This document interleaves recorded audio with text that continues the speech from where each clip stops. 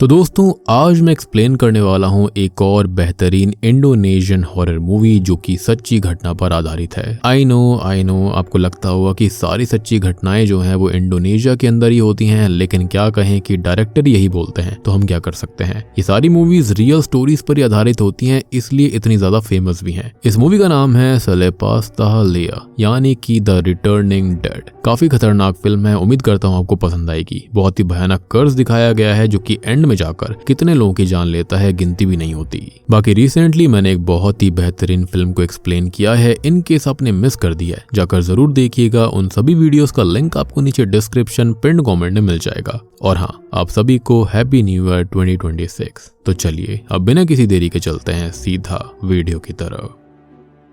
तो कहानी की शुरुआत में हम हादी नाम के एक आदमी को देखते हैं। हादी की कार वॉशिंग की शॉप थी और वो अपना काम कर ही रहा था कि तभी उसकी बेटी सारस उसको कहती है कि बाकी का काम वो और उसका भाई युदे संभाल लेंगे। वो ऐसा उसको इसलिए कह रहे थे क्योंकि हादी की उम्र हो चुकी थी और अब वो बूढ़ा होता जा रहा था और इसी के चलते काम का प्रेशर काफी ज्यादा था। खैर अब हादी उनकी बात को मान लेता है और वहां से अपने घर के लिए निकल जाता है। लेकिन रास्ते में हम हादी को अपनी गर्दन अजीब तरह से क्रैक करते हुए देखते हैं, यानी कि वो वियर्ड तरह से अपनी गर्दन को मोड़ रहा था, जैसे कि उसकी गर्दन में अजीब सा दर्द हो रहा हो। तभी हम हादी को थोड़ा सा परेशान देखते हैं। अब सीन रात की ओर आता है जहाँ पर सारस प्रेयर कर रही थी कि इसी बीच हमको ये पता लगता है कि सारस की माँ अब इस दुनिया में नहीं है और वो कब की गुजर चुकी हैं। जिसके बाद में सारस हादी के लिए यानी कि अपने पिता के लिए कॉफी बनाती है, लेकिन वो ये नोटिस करती है कि आज उसके पिता की तबीयत ठीक नहीं लग रही थी। ऑल्सो हादी अपनी गर्दन को बार बार हिला रहा होता है, क्रैक कर रहा होता है। उसकी गर्दन हिलाने के साथ में अजीब सी क्रैकलिंग साउंड आ रही थी। अब सारस अपने पिता से ये कहती है कि उनको जल्दी से हॉस्पिटल ले जाना होगा, लेकिन तब उसके पिता ये कहते हैं कि इससे अच्छा वो लोग इस पैसों को शॉप पर लगा लें। लेकिन सारस के लिए उसके पिता की हेल्थ सबसे ज्यादा जरूरी थी। अब सारस के पिता उससे ये पूछते हैं कि क्या उन दोनों पर वो बोझ बन रहा है। तब वो ये कहती है कि बिल्कुल भी नहीं, और जब से माँ गई है तब से तो उन्होंने ही उनके लिए बहुत कुछ किया है। अब यहाँ पर हमको ये बात पता लगती है कि हादी की बीवी जब से खत्म हुई है तब से ही इनका डाउनफॉल चल रहा था। हादी ने अपने ढेर सारे बिजनेसेस को खो दिया था, जैसे कि रेस्टोरेंट, हार्डवेयर शॉप। उसके बहुत सारे बिजनेस फेल भी हो गए थे सिवाय इस कार वॉशिंग बिजनेस के, और ये बिजनेस इन दोनों ही बच्चों को वो देना चाहता था। खैर इसी बीच वहाँ पर युदिस भी आता है और अपने पिता की बात सुन लेता है। उसके पिता कहते हैं कि जब वो खत्म हो तब उसे उसके गाँव के अंदर दफन किया जाए जहाँ पर वो पैदा हुआ था, लेकिन सारस ये चाहती थी कि उसके पिता को उसकी माँ के पास ही दफनाया जाए। खैर अब कार वॉश स्टोर ओपन करने का समय हो चुका था और आज उनके पिता की तबीयत काफी खराब थी, इसलिए वो उसको घर पर ही रुकने के लिए कहते हैं और दोनों भाई बहन वहां पर स्टोर को संभालने के लिए चले जाते हैं। अब इन दोनों के जाने के बाद में हादी कहता है कि अभी थोड़ा वक्त बाकी है। खैर अगले सीन में हम सारस और युदिस को शॉप पर देखते हैं, जहाँ पर सारस के पास मैसेज आता है जो कि उसके पिता का था और आज वही खाना बना रहे थे जिसके लिए दोनों ही बच्चे एक्साइटेड होते हैं और जल्दी घर भी जाना चाहते थे। लेकिन वो घर तो जा ही नहीं सकते थे क्योंकि आज उन्होंने एक भी कस्टमर को अटेंड नहीं किया था कि तभी वहां पर एक लड़की आती है जिसके 3 दोस्त और आने वाले थे, यानी कि कार वॉश करवाने के लिए। मतलब उनका आज का कोटा इससे पूरा हो जाएगा। अब रात होती है और हम हादी को घर पर अकेला देखते हैं। वो एक रूम की लाइट्स को ऑफ करता है, लेकिन उसकी जगह दूसरे रूम की लाइट्स ऑन हो गई थी, और जब वो उस रूम की लाइट को बंद करता है तो दूसरे रूम की लाइट्स अपने आप ही बंद हो रही थी, जल रही थी। अब इसी बीच उसे अंधेरे में 2 चमकती हुई आंखें दिखाई देती है, जिसके बाद वो आंखें उसकी तरफ बढ़ने लगी थी। इसी बीच एक किताब आकर गिरती है जो कि राजीमान नाम के इंसान की थी, और राजीमान असल में कोई और नहीं बल्कि यहाँ पर हादी का ही पिता था।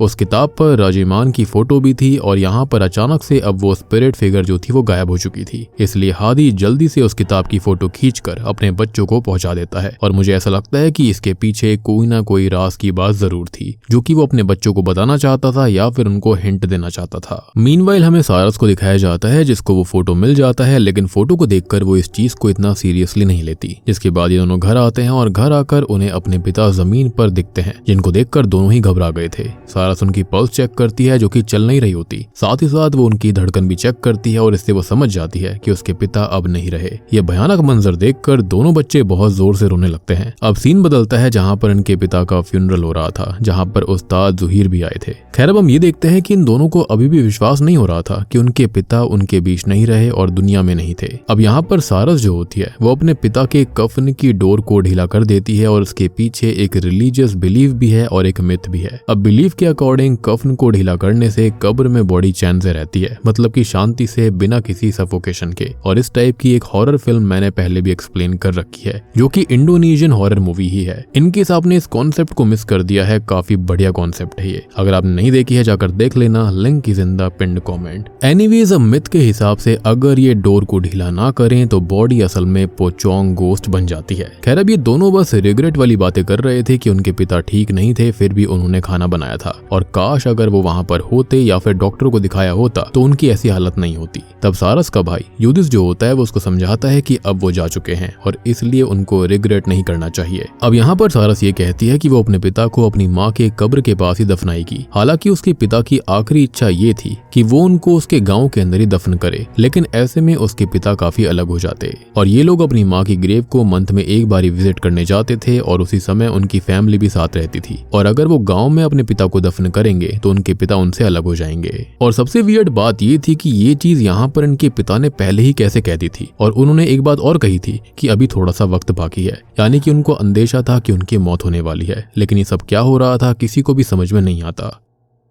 खैर, अब सीन बदलता है और सभी लोग उनके घर पर आते हैं, इंक्लूडिंग सैत्यो, जो कि असल में सारस और यूदिस के अंकल हैं, यानी कि हादी के भाई हैं। खैर, वो अपने भाई की बॉडी को देखते हैं और उसको काफी बुरा भी लगता है। अब वो सारस के पास आकर उसे गले से लगा लेते हैं और उसको ये कहते हैं कि उन्हें उसके फादर की बॉडी को आज रात ही गाँव में दफन करना पड़ेगा। लेकिन इस चीज के लिए सारस बिल्कुल साफ इनकार कर देती है, क्योंकि वो उनको अपनी माँ के पास ही दफन करना चाहती थी। अब सैत्यो ये कहता है कि उसके पिता की यही आखिरी इच्छा थी, लेकिन आखिरकार वो सारस के पिता थे तो इसलिए वही फैसला करने वाली थी कि उसके पिता को कहां पर दफन करा जाएगा। और इसी बीच यूदिस भी आ जाता है और वो अपनी बहन के डिसीजन को सपोर्ट करता है। अब सैत्यो कुछ भी नहीं कर पाता और इस चीज से उसे काफी फर्क पड़ता है। खैर, अब सीन बदलता है जहां पर प्रेयर चल रही थी और प्रेयर करते वक्त सारस के पिता अपने आप उठ खड़े होते हैं। उसको देखकर सभी लोग डर गए थे और कुछ लोग तो डर के मारे भाग भी जाते हैं। लेकिन हादी कहता है कि एक जिएगा और दूसरा मारा जाएगा। ये सुनकर सभी शॉक में थे कि आखिरकार ये क्या हुआ। अब रात में सोते टाइम सारस एक सपना देखती है जिसके अंदर उसके पिता की बॉडी खुद पे खुद चलने लगी थी और उसके पिता की आंखें बिल्कुल ठीक उसी डीमन की तरह ग्लो कर रही थी जैसा कि हादी ने देखा था। अब ये देखकर सारस उनको आवाज लगाती है, जिस पर वो पीछे मुड़कर उसे ये कहता है कि ये सब तुम्हारी गलती है, और इतना सपने में देखकर वो उठ जाती है। लेकिन जब वो अपने पिता की बॉडी के पास जाती है तब उसे वहां पर उसके पिता की बॉडी नहीं मिलती, जिसके बाद में वो इस बात को अपने भाई को बताती है, जिस पर यूदिस भी घबरा जाता है क्योंकि ये तो पॉसिबल ही नहीं था। इसी बीच हम सैत्यो के घर को देख पाते हैं जहाँ पर उसकी बेटी दिया को हादी की लाश मिलती है। लेकिन वो लाश वहाँ कैसे पहुँच गई, और ये बात सोचने वाली थी। अब दिया वहाँ पर सबको बुलाती है और इसके बाद में वो ये बात यूदिस को बताती है। दोनों ये सुनकर बिल्कुल हैरान थे और वो जल्दी से गाँव के लिए निकल पड़ते हैं। अब रास्ते में सारस कहती है कि आखिरकार ये कैसे पॉसिबल है और उसको कुछ भी समझ में नहीं आ रहा, और शायद ये इसलिए हुआ है क्योंकि उसने उसके पिता की विश को पूरा नहीं किया और उसे अपने पिता की इच्छा को पूरा करना चाहिए था। लेकिन उन्हें ये भी डाउट हो रहा था कि कहीं यहाँ पर हादी के भाई यानी कि सैत्यो उसके पिता की बॉडी को वहां पर तो नहीं ले गए। इसके बाद वो लोग वहां पहुंचते हैं जहां पर उस्ताद जुहीर भी आ गए थे। खैर, अब सारस अपने ही अंकल से ये पूछती है कि कहीं वो उसके पिता की लाश को तो यहाँ पर खुद पे खुद नहीं लेकर आए, जिस पर वो साफ मना करते हैं कि उसने ऐसा कुछ भी नहीं किया। और दिया भी यही कह रही थी कि उसके पिता फ्यूनरल से आने के बाद सीधा यहीं पर आए थे। खैर, अब सारस सोच में पड़ गई थी कि आखिरकार ये सब हो क्या रहा था। तभी वो अचानक से हेलुसिनेट करने लगती है, जहाँ पर वो अपने माता पिता को उसी डीमन के साथ देखती है और अचानक बेहोश हो जाती है।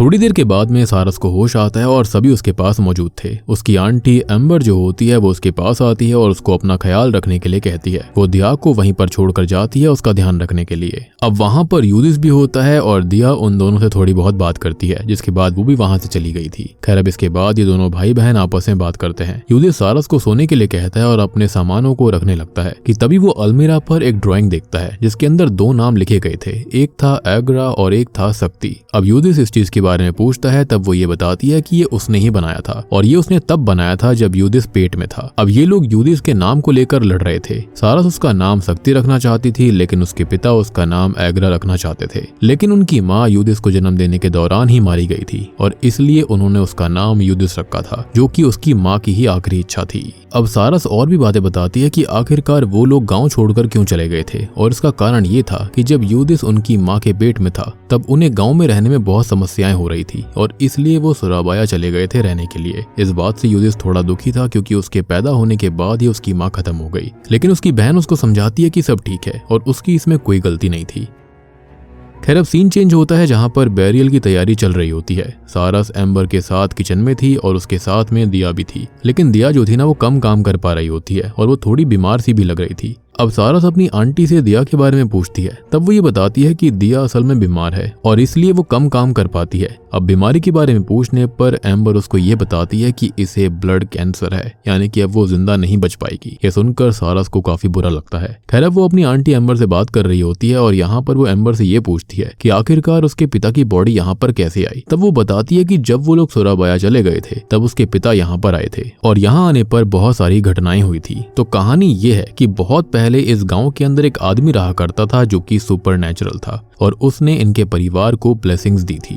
लेकिन ये ब्लेसिंग जो थी ना वो एक कर्ज के साथ आई थी और इस कर्ज में मरने वाला मरता नहीं है, बस डाइंग स्टेट में होता है, विच मीन्स कि उसे सफरिंग होती है क्योंकि आदमी को शांति नहीं मिलती। मतलब बॉडी को मौत खुद रिजेक्ट कर देती है और यही कारण है कि वो गांव में खुद पे खुद आ गई थी क्योंकि विलेज ही उस कर्ज का ओरिजिन है। अब इसके बाद में सारा सबके सामने जाने लगती है जहां पर प्रेयर्स हो रही थी कि इसी बीच उसके पिता के मुंह से खून आने लगता है, जिसको देखकर सभी डर गए थे। लेकिन उस्ताद ज़ुहीर सबको कहते हैं कि हादी की बॉडी को नहलाओ और ये सुनकर यूदिस यही करने लगता है। वो अपने पिता को नहला रहा था कि इसी बीच लोग उसके पिता के बारे में अनाप शनाप बातें कर रहे थे और ऐसा ही सेम राजेमान के साथ भी हुआ था, यानी कि उसके पिता के साथ, और उसके बैरियल के अंदर भी बहुत दिक्कतें आई थी और ये सब सुनकर यूदिस को काफी बुरा लगने लगता है। खैर इसी बीच यूदिस के पीछे उसके पिता उठ खड़े होते हैं, लेकिन जब वो पीछे मुड़कर देखता है तो सब कुछ ठीक था। मीनवाइल हमें सारस को दिखाया जाता है जो कि बर्तन धोकर सोने जा ही रही थी, लेकिन तभी अचानक से उसको कोई आवाज लगाता है। जब वो पीछे मुड़ती है तब उसे कोई नहीं मिलता और अचानक से लाइट्स ऑन ऑफ हो रही थी और तब उसे वही डीमन दिखाई देता है जो कि उसकी तरफ आ रहा था। लेकिन तभी लाइट बंद हो जाती है और वो डीमन गायब हो जाता है।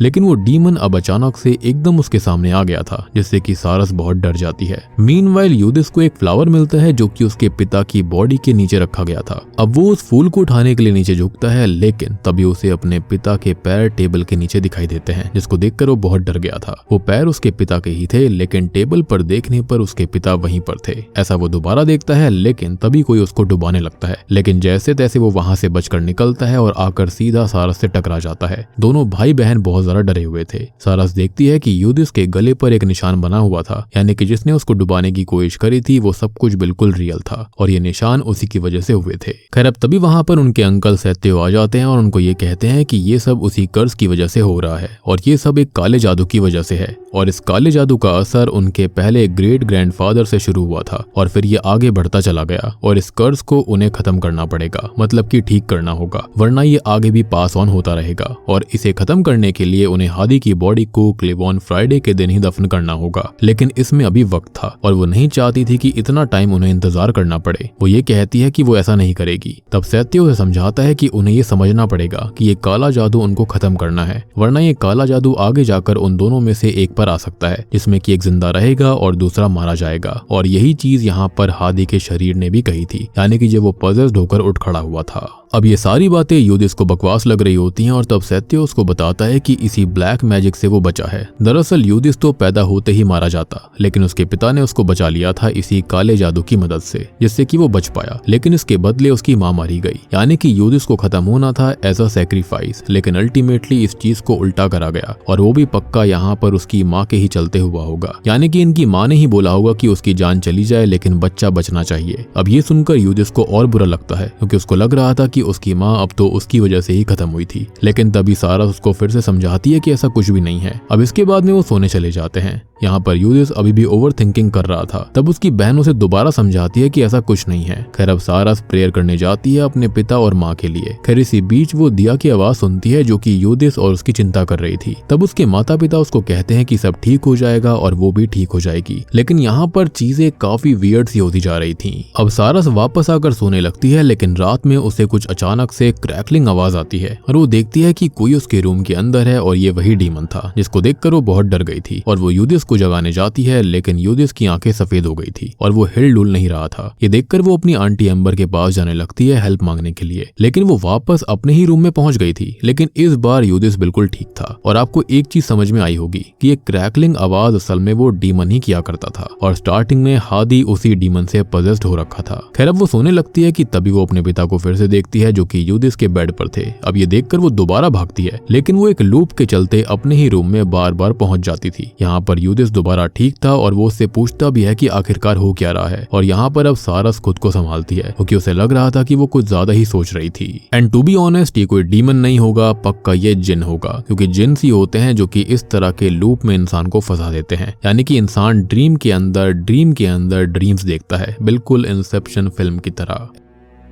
एनीवेज इसके बाद में अगले दिन सारस अपने अंकल सैत्यो को कहती है कि वो आज ही अपने पिता का बैरियल करेंगे, लेकिन सैत्यो कहता है कि उन्हें क्लिवॉन फ्राइडे तक रुकना होगा, लेकिन वो बिल्कुल नहीं मानती। जिसके बाद अचानक से बारिश होने लगती है और बारिश में ही हादी को दफन करने के लिए वो लोग ले जाने लगते हैं। लेकिन रास्ते में जनाजे में से खून निकलता है जिससे कि लोग डर गए थे, लेकिन फिर भी वो अपने पिता को दफनाना चाहते थे। लेकिन कब्र के अंदर ढेर सारा पानी आ चुका था जिस वजह से बैरियल नहीं हो पाता। ये देखकर सारस काफी रोने लगती है। अब रात में भी वो इसी चीज के बारे में सोच रही थी कि उसके पिता को पीस कैसे मिलेगा, सुख शांति कैसे मिलेगी, क्योंकि अगर ऐसा चलता रहा तो दिक्कत होने वाली थी। खैर इसके बाद सारस, यूदिस और उस्ताद ज़ुहीर प्रेयर करने लगते हैं, लेकिन आज की प्रेयर में कोई भी नहीं आया था और उसका रीजन था कि सब डर गए थे, क्योंकि सब यही समझ रहे थे कि हादी एक ब्लैक मैजिक करने वाला इंसान था। खैर उस्ताद ज़ुहीर वहां से निकल जाते हैं और सैत्यो दोनों बच्चों के पास आता है, उनको संभालता है। इसके बाद सैत्यो सारस को फिर से कहता है कि उसके पिता को क्लिवॉन फ्राइडे को ही दफन करना होगा, लेकिन इससे पहले जो ब्लैक मैजिक है उसको खत्म करने के लिए एक और रिचुअल करना है। और वो रिचुअल के बारे में बता ही रहा था कि तभी अचानक से लाइट चली जाती है, यानी कि यहाँ पर कुछ तो दिक्कत थी। और अचानक से आवाज आने लगती है कि एक मरेगा और एक जिएगा, और उसने जो उसके पिता से वादा किया था वो उसने रखा था और अब बारी उनकी है वादा रखने की। किसी एक को उस डीमन के साथ जाना ही होगा ताकि वो हेल में जल सके। तभी वो डीमन उनके पीछे आता है और कहता है कि वो यहाँ पर एक सोल कलेक्ट करने आया है, और उसको देखकर सभी डर गए थे और ये एक जिन होता है।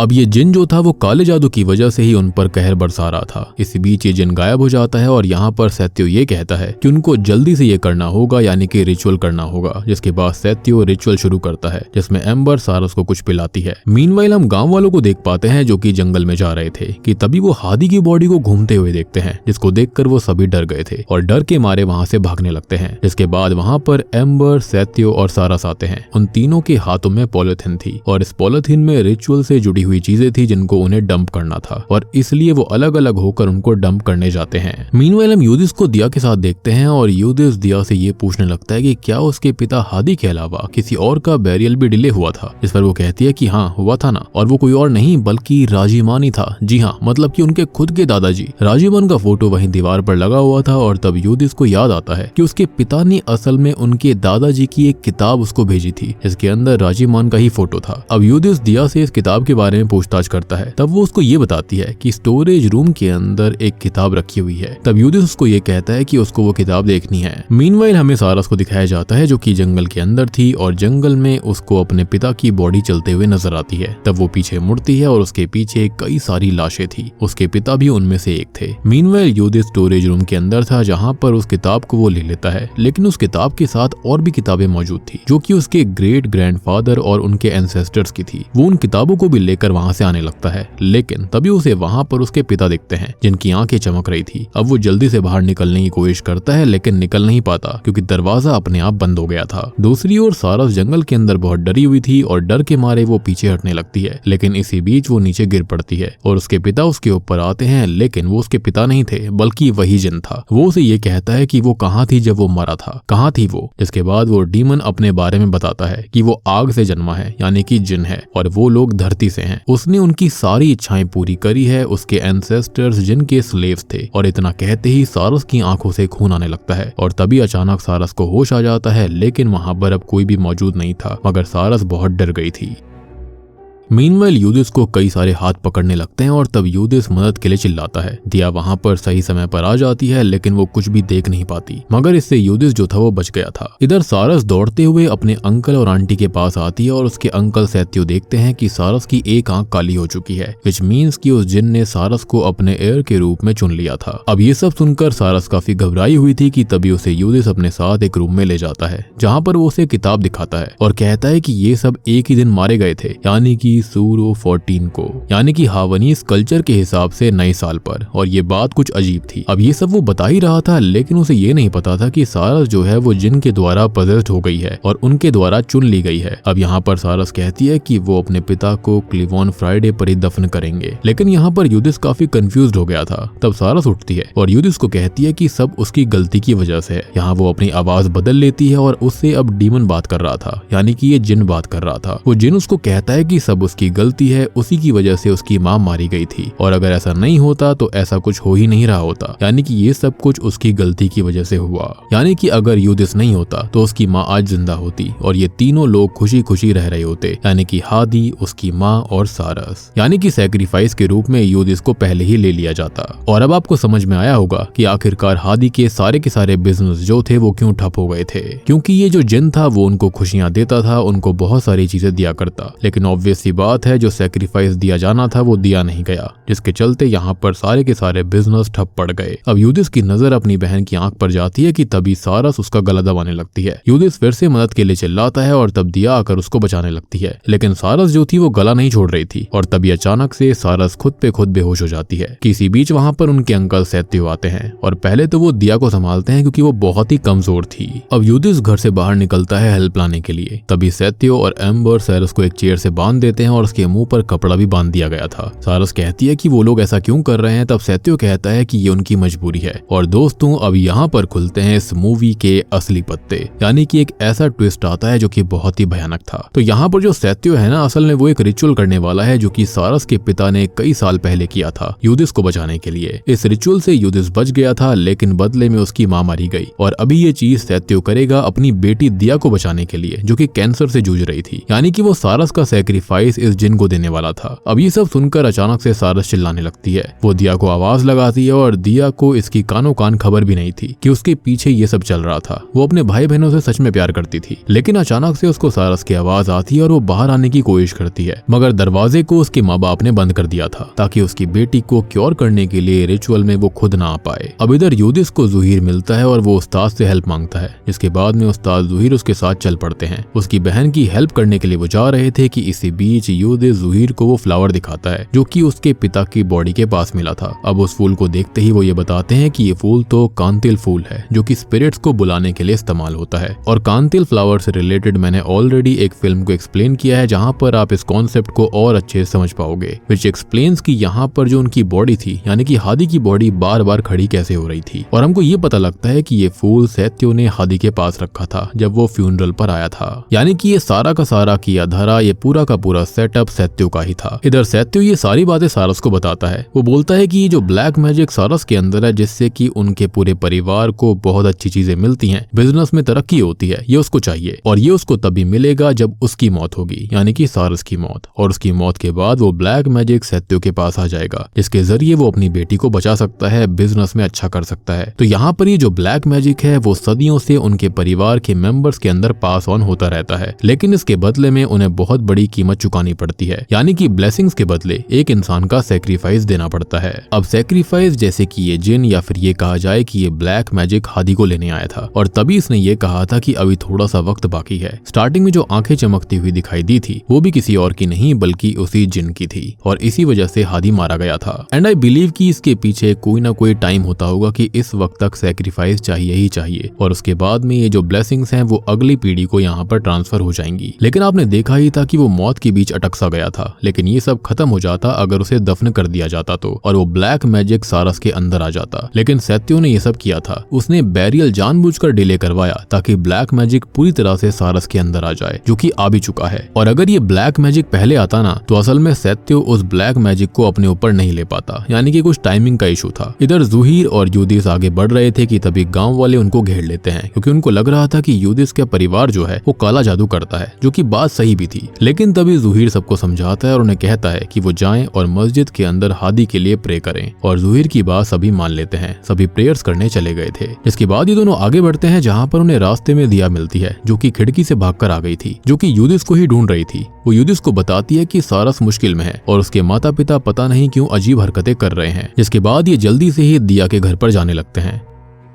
मीनवाइल सैत्यो जो होता है वो एक चाकू लेकर हादी के हाथ पर कट लगाता है, और मुझे तो ऐसा लगता है कि पक्का हादी की बॉडी को वही लेकर आया होगा। खैर इसके बाद में वो खुद के हाथ पर कट लगाता है, जिसके बाद वो अपने खून को और अपने भाई के यानी कि हादी के खून को मिला लेता है ताकि वो उनके फैमिली का काला जादू अपने अंदर ले पाए। एंड आई बिलीव कि पक्का इन दोनों भाइयों की कोई ना कोई बहन भी रही होगी जिसके चलते सैक्रिफाइस लिया गया होगा, क्योंकि जैसे ये दोनों जिंदा थे तो हो सकता है कि पक्का इनका कोई तीसरा भी परिवार का मेंबर गायब हुआ होगा, यानी कि जिन ने उसको ले लिया होगा। खैर अब वो आगे बढ़ता है अपने फाइनल स्टेप की तरफ, और वो सारस को खत्म करने वाला था, लेकिन ये जिन उसे ऐसा करने नहीं देता और वो उसका हाथ रोक लेता है। यानी कि ये जिन कहीं ना कहीं लॉयल है एक ही परिवार के लिए, जिसकी तरफ ये आएगा वहीं पर ये ब्लेसिंग्स देता है और सैक्रिफाइस भी वहीं से लेगा। और असल में ये हादी का ही सैक्रिफाइस लेना चाह रहा था, लेकिन यहाँ पर इसके बीच में सैत्यो आ चुका था और इसलिए जिन इस चीज को रोक रहा था। खैर अब ये जिन जो होता है वो सैत्यो को पजस कर लेता है, और पजस करने के बाद वो उसके जरिए अपनी बीवी यानी कि एम्बर पर हमला करवाता है और उसके गले को दबाने लगता है। इधर सारस भी पूरी तरह से जिन के वश में थी, वो उसका वेसल बन चुकी थी। अब वो एक इशारे से सैत्यो को नीचे गिरा देती है और फिर सारस के मुंह से खून आने लगता है। इसी बीच वहां पर उस्ताद जुहीर, दिया और यूदिस आ गए थे। वो सारस को पजस हालत में देखते हैं। सारस को ऐसी हालत में देखकर यूदिस डर गया था। अब ये जिन एक इशारे से ही सैत्यो को जलाकर खत्म कर देता है, क्योंकि उसने बीच में टांग अड़ाई थी। उसे खत्म कर वो एम्बर को भी मार डालता है। ये देखकर जुहीर जल्दी से प्रेयर शुरू करते हैं। अब इसी बीच यूदिस और दिया जो होते हैं वो सारस को पकड़ते हैं, लेकिन जिन यूदिस का गला दबाने लगता है। लेकिन थोड़ी देर की प्रेयर्स के बाद में सारस के अंदर से वो जिन निकल गया था, लेकिन ये जिन अब हादी की बॉडी के अंदर था और हादी की बॉडी अब फ्लोट होने लगती है। जिन कहता है कि उसने उसका वादा पूरा किया, लेकिन इन लोगों ने अपना वादा नहीं निभाया, क्योंकि उसे पास ऑन होना था आगे की जनरेशन में। लेकिन ऐसा हुआ नहीं, क्योंकि जुहीर ने उस डीमन को सारस के शरीर से निकाल दिया था। अब यहाँ पर जुहीर प्रेयर स्टार्ट करता है और हादी की बॉडी से भी उस जिन को निकाल देता है, जिसके बाद सब नॉर्मल हो गया था, यानी कि इस जिन को नर्क की आग में भेज दिया गया। अब दिया अपने माता पिता को देखकर बहुत दुखी होती है, बहुत रोने लगती है, यानी कि तीनों ही अनाथ हो गए थे। खैर अब सीन चेंज होता है, जहाँ पर यूदिस अपने पिता का बैरियल करता है और वहाँ पर सभी गांव वाले भी मौजूद थे। उनके साथ में ही सैत्यो और एम्बर का भी बैरियल होता है। ये दोनों ही अपनी बेटी को बचाना चाहते थे, लेकिन तरीका गलत था। खैर अब ये सब देखकर दिया बहुत रोती है। तब सारस उसको गले लगाकर ये कहती है कि वो और यूदिस उसके साथ हैं और वही उसका परिवार है। और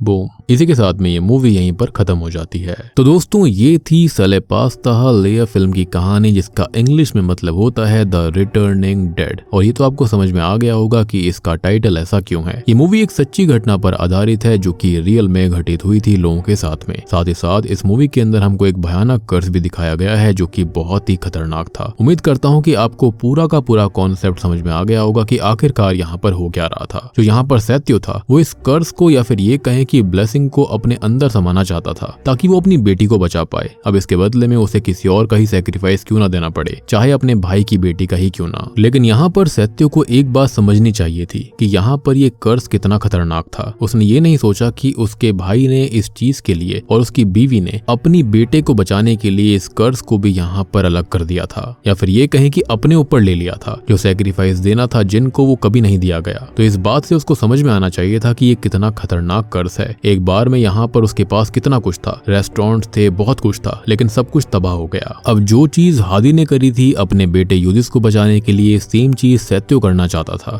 लेकिन उसे इस चीज का अंजाम नहीं पता था कि इसके चलते उसकी जो सोल थी वो हमेशा नर्क के अंदर जलने वाली थी। बाकी उम्मीद करता हूँ कि अब आपको ये फिल्म अच्छे समझ में आ गई होगी। समझ में आ गई है तो वीडियो को लाइक कर दीजिए, चैनल के ऊपर नए हो तो सब्सक्राइब कर लो, और एक बार फिर से आप सभी को हैप्पी न्यू ईयर। और जो मूवीज मैंने कही हैं उन मूवीज को जरूर जाकर देखिएगा, उनका लिंक आपको नीचे डिस्क्रिप्शन पिन कमेंट में मिल जाएगा। तो मैं आप सबको मिलता हूँ अगली वीडियो के साथ में, तब तक के लिए